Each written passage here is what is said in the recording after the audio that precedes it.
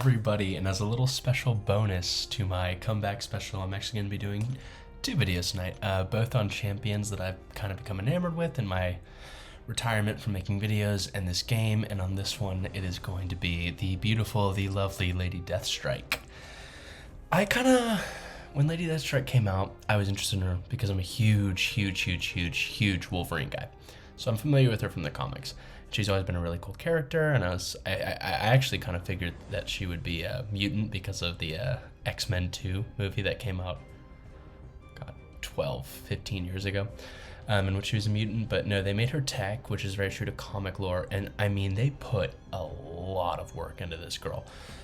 As usual, her abilities are up there if you're not familiar with her, but if you are, just listen to me talk about her, and hopefully maybe you'll get a little bit of a better understanding about her. But essentially, she is the ultimate mutant destroyer. Forget Nimrod, forget Omega Sentinel, Lady Deathstrike takes the cake. What's really special about her is that she has all like the anti-mutant ability accuracy, all that stuff. She has it. Plus, she doesn't let them go unblockable or unstoppable, and she has heal block. The only thing she doesn't have is a prowess punish mechanic, but she doesn't need it. She really doesn't, because she heals with suicides on. Also, very good character for suicides. She's great either way. Very good character for suicides. With suicides on, she heals like 110% of special damage. So unless it's just such a big special attack that's just knocking you out in one hit, you're going to be healing the entire special attack. So she doesn't really need a prowess punish, just because she punishes you for just being a mutant or otherwise just in general. She's that good. Her ferocity mechanic is really cool, and it gives her a lot of extra damage, so it's not something to ignore. But mostly, if you're a mutant, she's going to take you down. However, if you heal, she's also going to take you down. However, if you just don't have physical resistance, she's going to take you down. Even in that case, Absorbing Man, one of the highest physical resistance out of the box champions in the game, she destroys simply because he has that healing mechanic that she's going to punish for. Now, that is a SIG ability. Her SIG ability is not necessary. I would definitely take her to rank 3 as a 7-star, even if I didn't have her awakened, but it is nice to have, especially against mutants in Battlegrounds. But she's the new Nimrod of Battlegrounds. I think that's not a crazy statement to make. She takes them down instantly. She can pretty much go against any mutant. She has like all of the need to haves, and that was about a minute fight against that Winter Soldier. It's about 10 seconds more than Adam Warlock, who is known for damage. So just to be clear, she's not a wet noodle. But regardless, she is a champion that strives on physical damage. So if they have super high physical resistance, she's not the best for it. However, she can get by it. And she's just a champion that melts.